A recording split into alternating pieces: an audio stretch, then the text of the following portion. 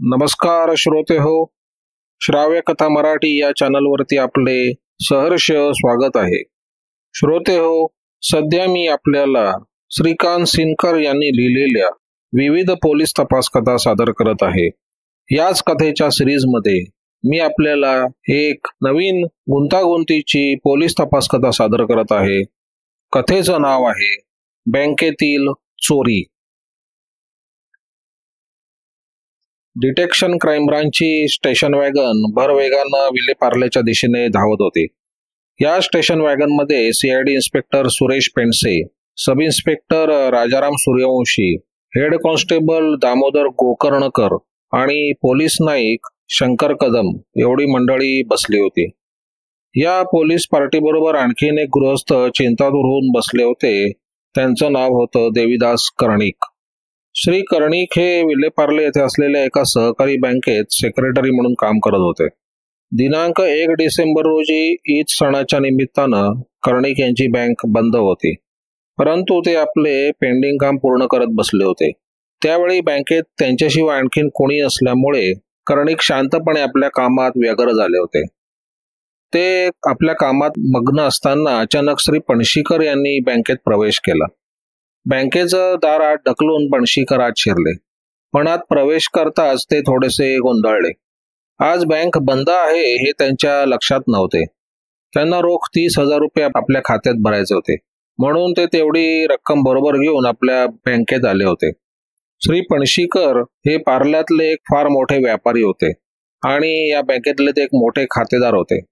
परंतु बँक बंद असल्यामुळे कर्णिक त्यांचे पैसे स्वीकारू शकत नव्हते. त्यांनी पणशीकरांना दुसऱ्या दिवशी बँकेत बोलवले, पण पणशीकरांना बँकेतूनच परस्पर फोर्टमध्ये दुसऱ्या एका कामासाठी जायचं असल्यामुळे त्यांनी आपल्या जवळची सर्व रक्कम कर्णिकांच्या ताब्यात दिली आणि आपण 2-4 दिवसांनी चलन घेऊन जाऊ असं कर्णिकांना सांगितलं. कर्णिक आणि पणशीकर यांचा एकमेकांबरोबर चांगला परिचय असल्यामुळे आणि पणशीकरांचे बँकेबरोबरचे रोजचे व्यवहार असल्यामुळे कर्णिकांनी पणशीकरांची रक्कम स्वीकारली. ते बँकेतून निघून गेल्यावर त्यांनी ती रक्कम गोदरेजच्या एका कपाटात ठेवली. या कपाटात अनेक फाईल्स होत्या. 5 फाईल्सच्या मागे कर्णिकांनी ही सारी रक्कम ठेवून दिली. बँकेच्या तिजोरीची चावी बँक मॅनेजरकडे असल्यामुळे कर्णिकांनी ही सारी रक्कम तात्पुरती म्हणून या कपाटात ठेवली होती. दुसऱ्या दिवशी नेहमीप्रमाणे बँकेचे कामकाज सुरू झाले, पण काल आपण पणशीकरांचे 30,000 रुपये कपाटात ठेवले आहेत ही गोष्ट कर्णिक कामाच्या गडबडीत विसरून गेले. मात्र पणशीकरांना आपल्या रकमेची पूर्ण आठवण होती. आपल्या कामाच्या इतर व्यापामुळे ते दुसऱ्या दिवशी बँकेत जाऊ शकले नाहीत. ते बँकेत येऊन हजर झाले ते थेट 6 डिसेंबरलाच. कर्णिकांजवळ रक्कम दिल्यानंतर ते 5 दिवसांनी आपले चलन नेण्यासाठी बँकेत आले होते. ध्यानीमनी नसताना एखाद्या माणसाला अचानक विजेचा धक्का बसावा तसा धक्का पणशीकरांना बँकेत पाहून कर्णिकांना बसला. ते घाईघाईने आपल्या खुर्चीवरून उठले आणि त्या कपाटापाशी आले. त्या कपाटातील फायलींची रांग होती तशीच होती. कर्णिकांनी यातील 2-3 फाईल जरा बाजूला सरल्या तसा त्यांना पुन्हा जबरदस्त धक्का बसला. त्या फाईलमध्ये ठेवण्यात आलेली 100 रुपयांच्या नोटांच्या रूपात असलेली 30,000 रुपये रक्कम नाहीशी झाली होती. कर्णिक हबकूनच गेले. क्षणभर त्यांना काही सुचेनासे झाले. त्यांनी भराभर फाईलीची उलथापालथ केली. त्या कपाटातील खणनखण त्यांनी तपासून पाहिला, पण त्या कपाटात त्यांना रक्कम सापडली नाही. बँकेत 30,000 रुपयांची चोरी झाल्याचं समजताच बँक मॅनेजरने बँकेचे सर्व व्यवहार ताबडतोब बंद केले आणि बँकेतच 30,000 रुपयांचा शोध घेण्याचं काम सुरू केलं. परंतु बराच वेळ शोध घेऊनही रक्कम सापडत नाही हे पाहून बँकेतील सर्वात वयोवृद्ध असलेले, पितृसमान असलेले 65 वर्षाचे काका जोवळेकर मॅनेजरना म्हणाले, रक्कम जर सापडत नाही तर मग हे प्रकरण आपण पोलिसांकडे देणं हे उत्तम. काकांचे हे बोलणे मॅनेजरला पटले नाही. त्यांना बँकेची प्रतिष्ठा आणि खातेदारांचा विश्वास कायम ठेवायचा होता. ते शांतपणे काकांना म्हणाले, काका, इतक्यात पोलिसांकडे जाण्यात काय अर्थ नाही. त्यामुळे बँकेचं भवितव्य धोक्यात येईल. आपणच चौकशी करायला पाहिजे. पणशीकर यांना धीर देऊन मॅनेजरने घरी पाठवलं आणि त्यांनी चौकशी सुरू केली. 6 डिसेंबरला या मॅनेजर साहेबांनी केलेली चौकशी 30 डिसेंबर पर्यंत चालू होती.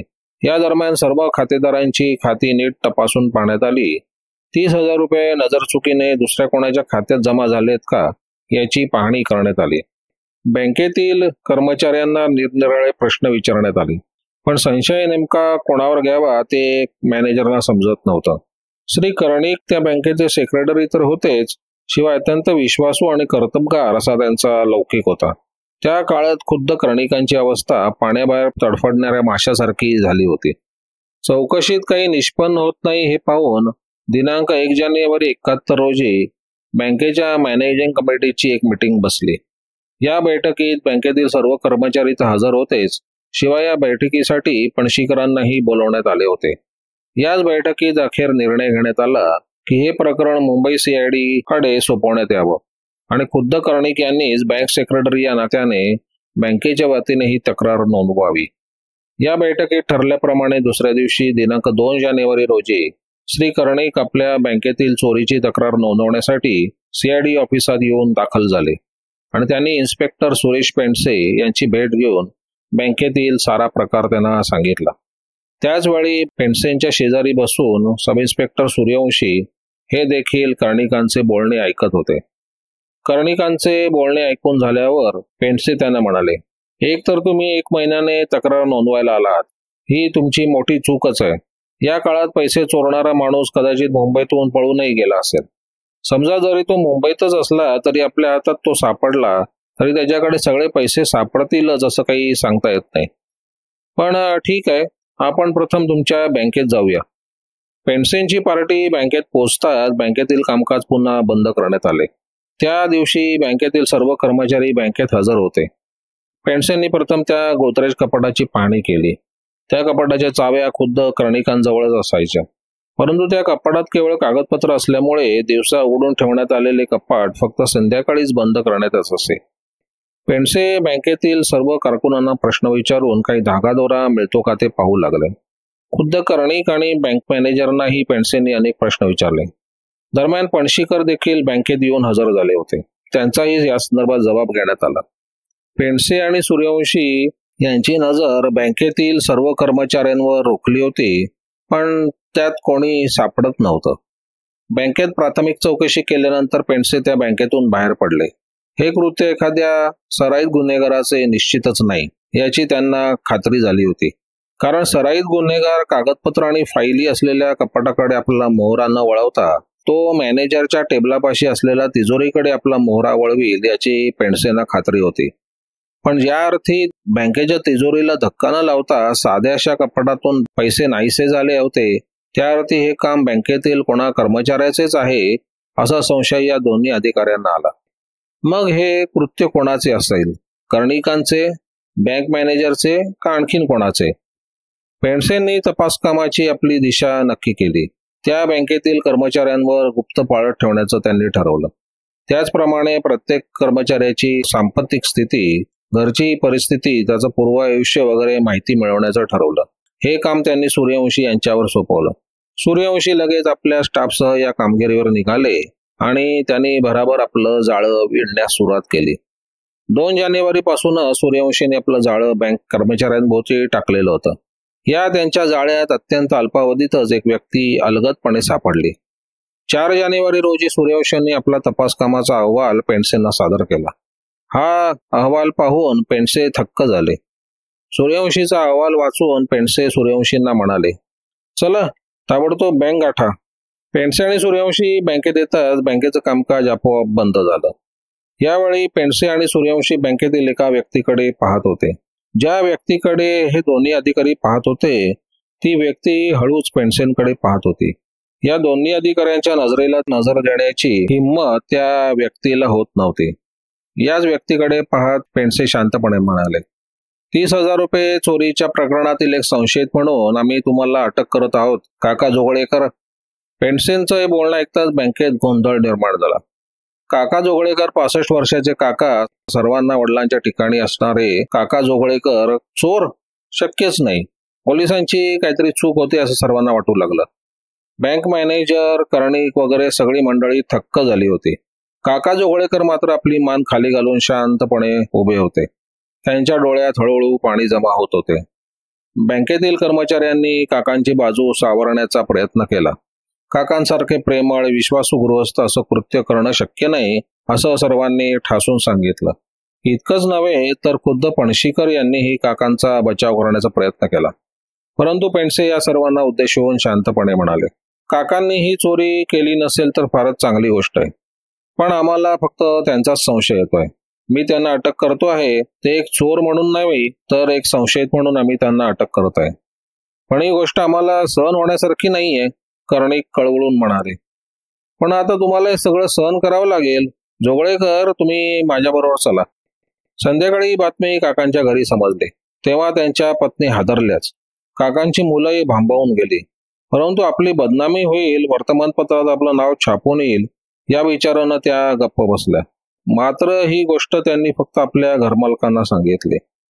इथे सीआयडी ऑफिसात पेंडसे आणि सूर्यवंशींनी काकांना आपल्या प्रश्नाच्या जाळ्यात पकडण्याचा प्रयत्न केला. आपल्या आयुष्यात आपण कधीही पोलीस स्टेशनची पायरी न चढलेले काका जोगळेकर आता पेंडसेंसमोर एक संशयित चोर म्हणून उभे होते. त्यांचं सर्वांग थरथरत होतं. पेंडसेही तसे थोडे बेचैनच झाले होते. पोलीस अधिकाऱ्यांच्या त्यांच्या कारकिर्दीत सुशिक्षित पांढरपेशा समाजातील 65 वर्षाचा वृद्ध त्यांच्यासमोर आरोपी म्हणून कधीही उभा राहिला नव्हता. काकांनी आपला गुन्हा ताबडतोब कबूल करावा अशी पेंडसेंची इच्छा होती, पण काका कसलीच दाद लागू देत नव्हते. अखेर नाईलाज म्हणून पेंडसेंनी काकांना लॉकअपमध्ये बंद करण्याचा आदेश दिला. थरथर कापणाऱ्या काकांना पोलीस नाईक शंकर कदमनं आपल्या हाताचा आधार दिला आणि कदम काकांना घेऊन लॉकअपकडे निघाले. 2 जानेवारीपासून सब इन्स्पेक्टर सूर्यवंशी बँकेतील प्रत्येक कर्मचाऱ्याची गुप्तपणे चौकशी करत होते. या चौकशीतून बँक मॅनेजर आणि कर्णिक यांचीही सुटका नव्हती. सूर्यवंशी चौकशी करता करता जोगेश्वरीला येऊन पोहोचले. काका जोगळेकर जोगेश्वरी येथे राहत होते. सूर्यवंशींनी काकांच्या घराची खडानखडा माहिती गुप्तपणे मिळवली. काका बँकेत येण्यापूर्वी एका फॅक्टरीत कामाला होते. तिथून ते रिटायर्ड झाल्यानंतर बँकेत केवळ 150 रुपये पगारावर क्लार्क म्हणून काम करू लागले.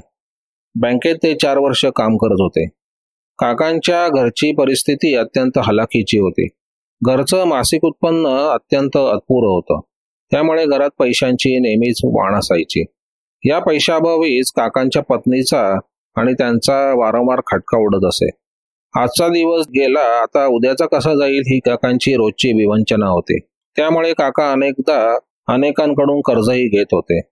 सब इन्स्पेक्टर सूर्यवंशीच्या पथकानं एवढी माहिती मिळाल्यावर सूर्यवंशीचे विचारचक्र वेगाने फिरू लागले.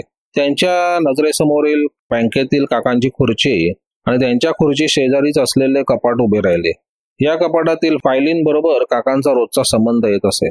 सूर्यवंशींनी या सर्व गोष्टी एकत्र बसवल्या.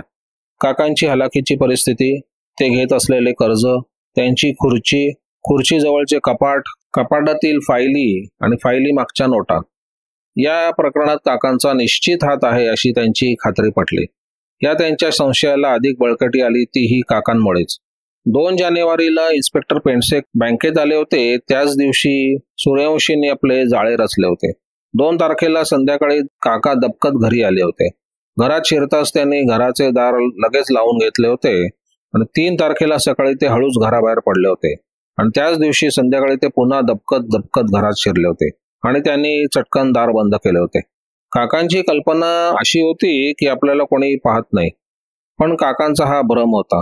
सब inspector Suryavanshi, head constable Gokhanekar, Shankar Kadam हे काकांची हालचाल आपल्या नजरेने टिपत होते. काकांचा पक्का संशय येताच दुसऱ्या दिवशी म्हणजे 4 जानेवारी रोजी सूर्यवंशींनी आपला अहवाल पेंडसेंना सादर केला आणि त्याच दिवशी पेंडसेंनी काका जोगळेकरांना अटक केली. इथे रात्री लॉकअपमध्ये काका हैराण झाले. सुशिक्षित समाजातील काका जोगळेकर एका बंदिस्त खोलीत कोंडले गेले. त्या लॉकअपमधील एकाहून एक भयंकर कैदी पाहून काका हबकून गेले. कोणी चोरी केली होती, कोणी दुकान फोडले होतं, कोणी चाकू सुऱ्याच्या मारामाऱ्या केल्या होत्या, कोणी बलात्कार केला होता. भिन्न जातीच्या भयानक आरोपींच्या संगतीत काका हबकून गेले. कधी एकदा सकाळ होते असं त्यांना झालं. सकाळ होताच काका पारे करायला म्हणाले, मला पेंडसे साहेबांना भेटायचंय. काका सकाळी आपल्याला नक्की भेटणार याची पेंडसेंना खात्री होती. त्यांच्या केबिनमध्ये काकांना आणताच पेंडसेंनी त्यांना बसण्यासाठी खुर्ची दिली आणि एक कप चहाही दिला.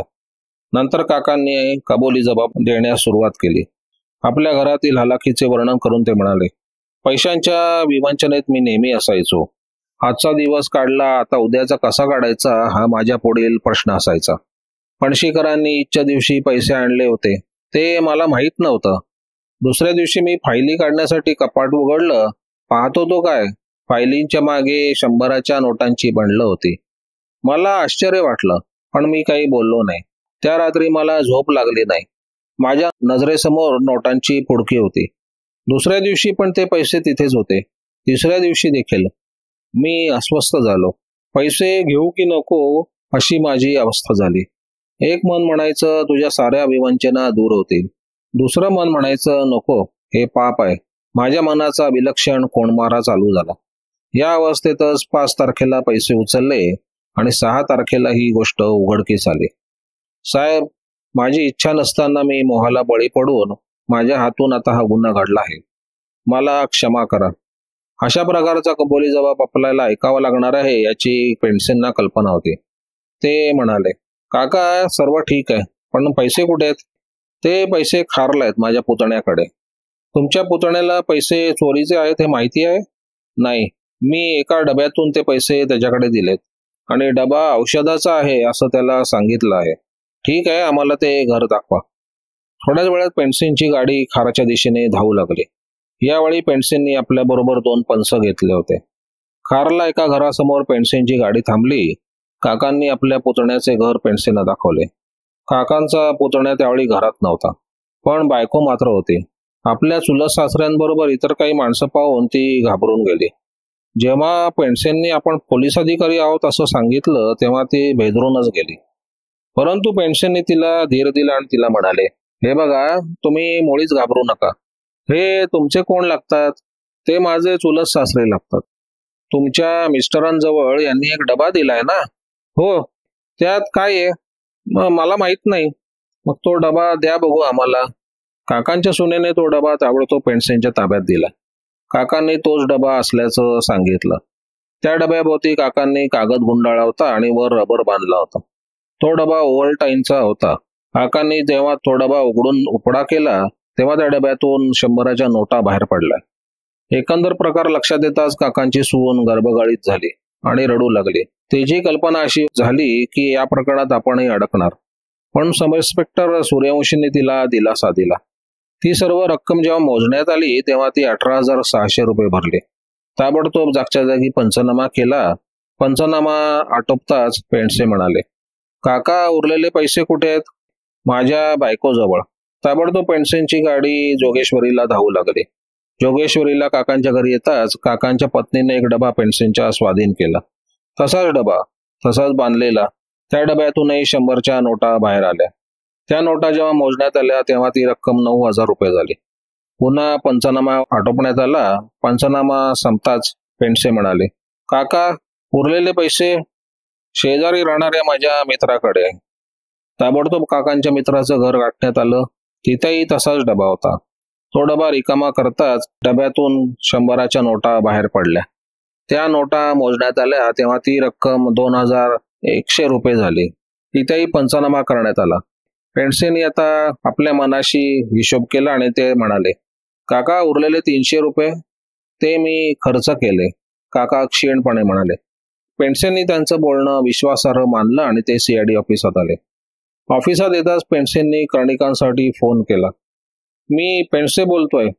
एवढे शब्द पेंडसेच्या तोंडून फोनवर ऐकताच कर्णिक घाईघाईने म्हणले, साहेब, आमच्या काकांचं काय झालं? ते चांगले आहेत ना? तुम्ही त्यांना उगीच अडकून ठेवलंय हो. हे पहा कर्णिक, पेंडसे शांतपणे म्हणाले, तुमच्या काका जोगळेकरांनी आपला गुन्हा कबूल केला असून आम्ही 29,700 रुपये परत मिळवलेत. तुम्ही जरा ऑफिसमध्ये या बरं. कर्णिकांना बसलेला हा धक्का जबरदस्त होता. ते 5 मिनिटं काहीच बोलू शकले नाहीत. केवळ 2-3 दिवसात CID अधिकारी एवढा चमत्कार दाखवू शकतील यावर त्यांचा विश्वास नव्हता. पुढे काकांविरुद्ध आरोपपत्र सादर करण्यात आलं. काकांनी क्षमेची याचना केली. त्यांचं वय आणि त्यांचा पहिलाच गुन्हा लक्षात घेता न्यायमूर्तींनी त्यांना 2 वर्षाच्या चांगल्या वर्तणुकीसाठी 2,000 रुपयांचा जामीन घेऊन त्यांची मुक्तता केली.